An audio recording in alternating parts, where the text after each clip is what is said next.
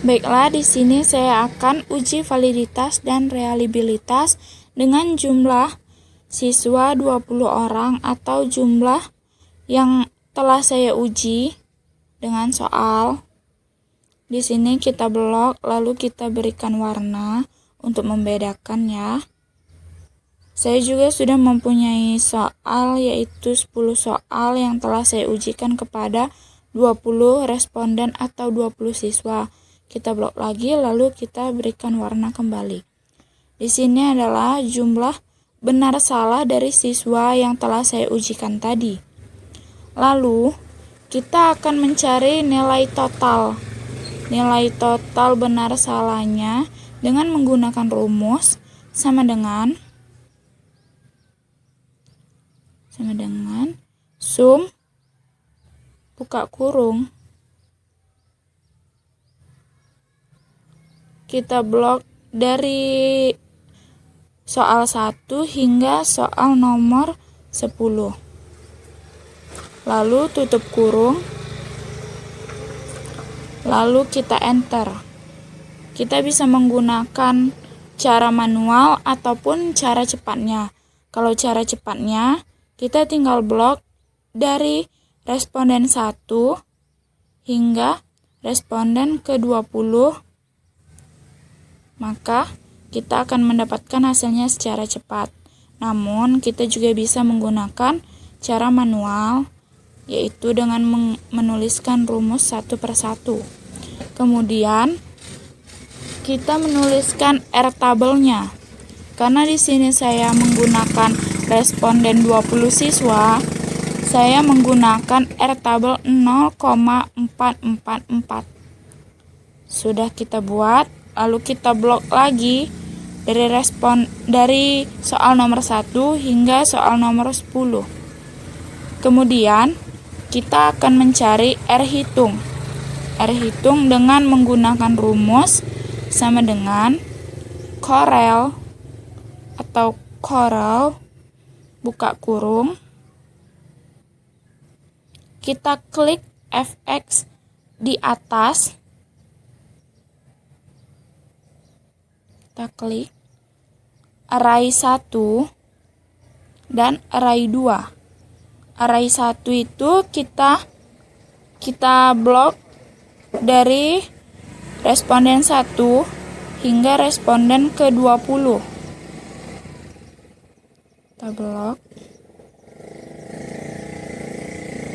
Lalu array 2 kita blok dari nilai total responden 1 hingga nilai total responden 20. Lalu kita tekan F4 yang ada di komputer kalian untuk memblok atau mengunci rumus tadi. Lalu kita tekan OK. Nah, kita sudah dapat nilai R hitungnya. Lalu kita blok dari soal nomor 1 hingga soal nomor 10. Nah, kita sudah mendapatkan nilai R hitung. Lalu kita akan mencari keterangan. Keterangannya dengan menggunakan rumus sama dengan if buka kurung. Kita klik Fx yang di atas. Logical testnya, jika R hitung lebih besar daripada R tabel, maka nilainya valid. Namun, jika R hitung lebih kecil daripada R tabel, maka nilainya tidak valid. Kita tulis valid dan tidak validnya. Validnya di kolom kedua dan tidak validnya di kolom ketiga.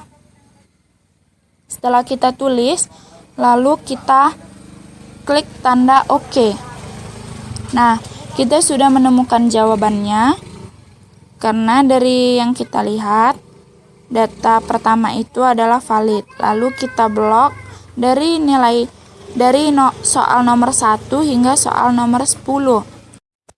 Nah, selanjutnya teman-teman kita akan mencari varians dengan menggunakan rumus yaitu sama dengan var buka kurung, kita blok dari responden 1 hingga responden 20. Nah, kita blok. Setelah kita blok, tutup kurung, lalu enter. Nah, kita sudah mendapatkan jawabannya. Lalu kita blok kembali dari soal nomor 1 hingga soal nomor 10. Kita blok, lalu kita mendapatkan hasilnya. Lalu kita akan menghitung jumlah varian dan varian total. Kita akan menghitung jumlah varian dengan menggunakan rumus sama dengan sum buka kurung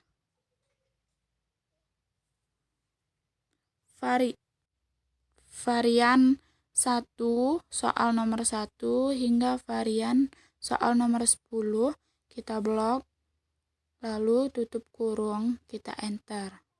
Nah, kita sudah menemukan hasil dari jumlah variannya dengan menggunakan rumus tersebut. Lalu, kita akan mencari varian total. Varian total yang akan menggunakan rumus,